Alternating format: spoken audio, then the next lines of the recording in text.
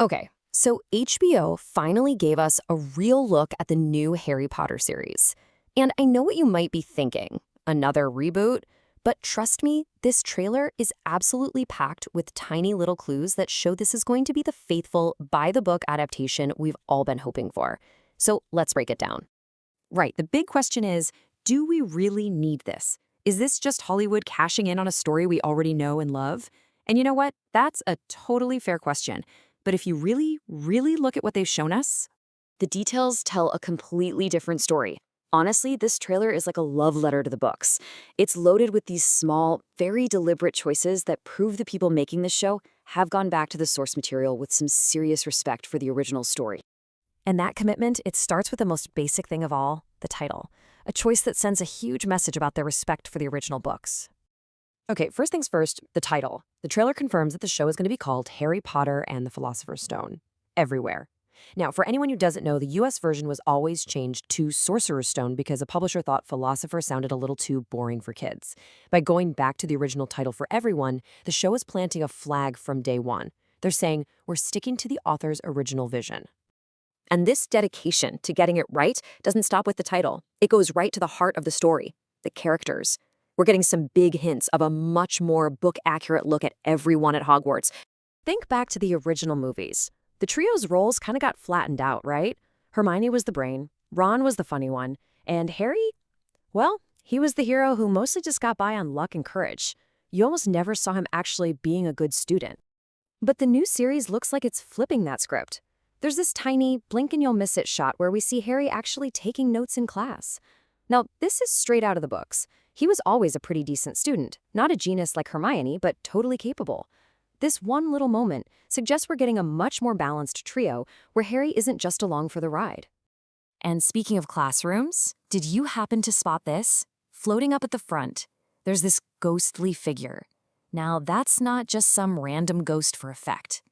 Book fans, you know exactly who this is, and you've been waiting to see him for a very long time. That has got to be Professor Cuthbert Binns. In the books, he teaches history of magic and is so incredibly boring that he literally died in his sleep and just got up the next day to keep teaching. He was totally cut from the movies, which was a real shame because he provides some super important backstory. Seeing him here is a huge win for book purists. All right, now let's get even nerdier and dive into some of the tiny little physical details that the movies just kind of glossed over, but that make this new world feel so much more real. In this quick shot, watch the girl in the background as Harry walks past. She turns and stares. It seems like nothing, right? But in the books, this is Harry's life. He's a celebrity, the boy who lived. Everywhere he goes, people are whispering and pointing. The movies never really showed us the weight of that fame, but this tiny little glance shows the series is absolutely going to. The attention to detail is just insane, even down to the cupboard under the stairs. See that single coat hanger? You might think, who cares? Well, book readers care, because the book specifically mentions that for his 10th birthday, the Dursleys gave him a coat hanger and a pair of old socks. It's such a small, heartbreaking detail that tells you everything about his miserable life with them. This accuracy even extends to the Quidditch pitch. Look at the brooms. Harry's got his shiny new Nimbus 2000, which is like the Ferrari of brooms. But the player next to him, he's on a much older, worn-out model. The books make a huge deal about how Harry's amazing broom gives him an edge, but the movies kind of made all the brooms look pretty similar. This is straight off the page.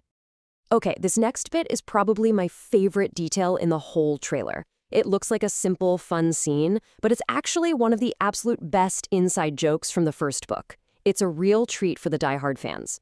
So here we go. We see Harry, Ron, and Hermione having a good time, throwing snowballs. It's a sweet little scene of them just being friends and having fun at Hogwarts. But is that all it is? This scene is a direct callback to an amazing moment from the book where Fred and George Weasley get in trouble for bewitching snowballs to constantly follow Professor Quirrell around and bonk him on the back of his turban. At the time, you just read it and think, classic Weasley twins. Okay, so a couple of enchanted snowballs. What's the big deal?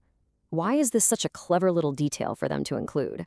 Because we find out later that Lord Voldemort's face was living on the back of Quirrell's head, under the turban, which means Fred and George spent a whole afternoon unknowingly pelting the Dark Lord right in the face with snowballs.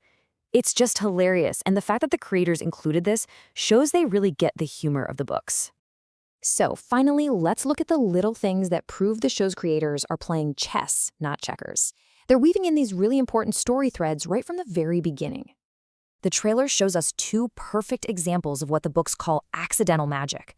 First, we see Aunt Petunia giving Harry that awful haircut, which, in the book, magically grows back overnight. Then we see him being chased by Dudley and his gang, which happens right before he magically teleports himself onto the school roof to get away. These little scenes are so crucial because they establish that Harry's magic was always there, bursting to get out. But this might be the most brilliant piece of foreshadowing in the whole thing. As Harry is sitting on the Hogwarts Express for the very first time, if you look very, very closely in the reflection in the window, you can see Ginny Weasley.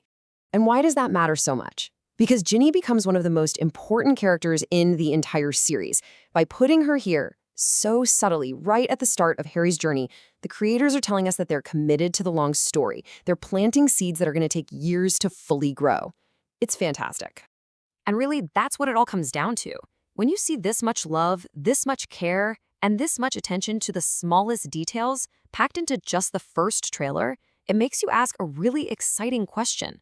What does this kind of dedication mean for the entire 7-season story they're planning to tell? I think we might be in for something truly magical.